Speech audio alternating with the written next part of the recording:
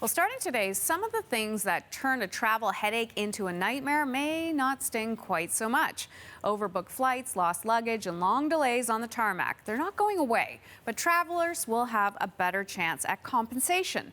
The first stage of Canada's Air Passenger Bill of Rights is now in effect. As Tanya Fletcher tells us, some welcome the new rules, but critics say they don't go far enough. It's frustrating. It's really frustrating. Flight delays are nothing new for travelers. At Vancouver International Airport this weekend, that anger directed at Flair Airlines. One of its planes had a mechanical issue, leading to significant delays in Edmonton and Toronto, too. It's like 40 minutes before boarding. They said it was delayed by 12 hours. An all-too-common complaint. This month alone, Swoop canceled 30 flights, mainly due to maintenance problems, and Sunwing passengers have filed 48 complaints since May 1st over flight cancellations. But up until now, passengers would rarely see compensation. They'd have to dig through the airline's own rules and then make a formal complaint to the Canadian Transportation Agency. It's a very hollow and very expensive and time-consuming and awkward process right now. This consumer advocate is optimistic the Passenger Bill of Rights will help. Well, there'll be a lot of improvements. There will be compensation for delays and cancellations. In those cases, up to $1,000 if it's deemed to be within the airline's control. For lost luggage, up to $2,100 in compensation and up to $2,400 if you're bumped from a flight. But one of the most outspoken skeptics in the industry calls the new regulations deceptive. Canadian passengers are being duped by the government. He claims the new policies give too much leeway to airlines, like allowing for tarmac delays of nearly 4 hours and not forcing airlines to compensate for cancellations due to weather. He'd rather see Canada follow Europe's model. In Europe, if you show up at the airport for your flight with your travel documents, with your confirmed booking on time, and for whatever reason you don't get on the plane, you get compensation. He's joined the legal fight challenging these regulations. The International Air Transport Association, which represents airlines, is taking the government to court. And until there's a ruling, Canada's major airlines all say they will comply with the new rules. Tanya Fletcher, CBC News, Vancouver.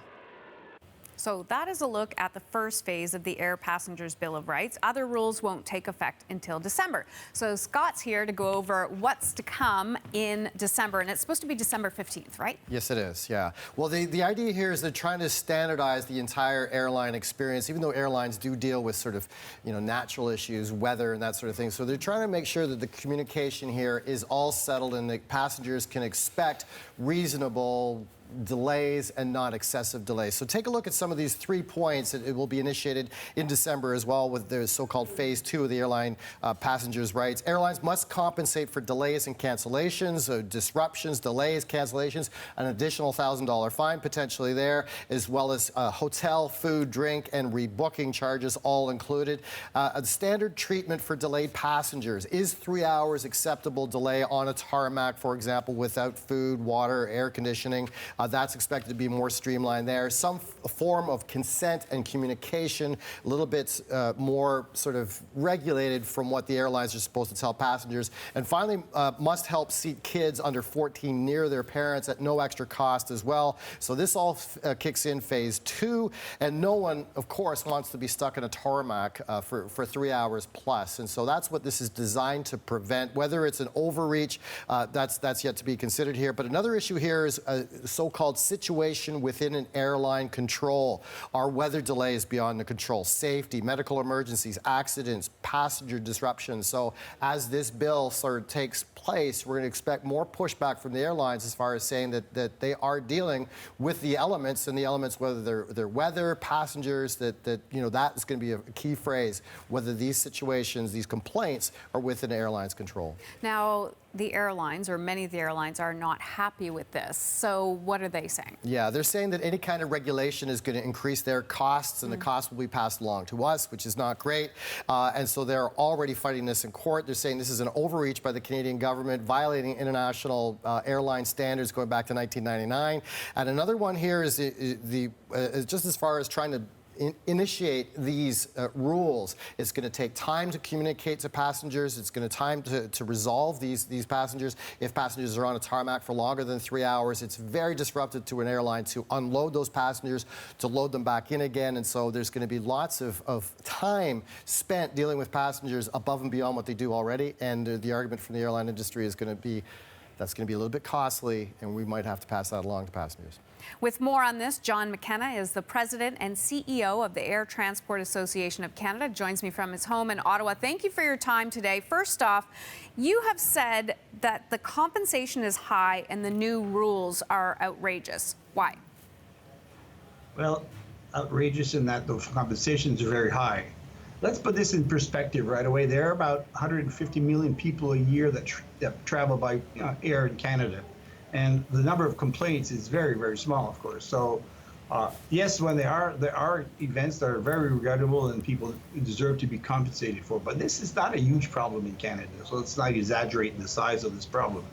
When I say outrageous, is that the fines are very, very high, and this will lead to an increase in the cost of traveling in Canada. It's inevitable.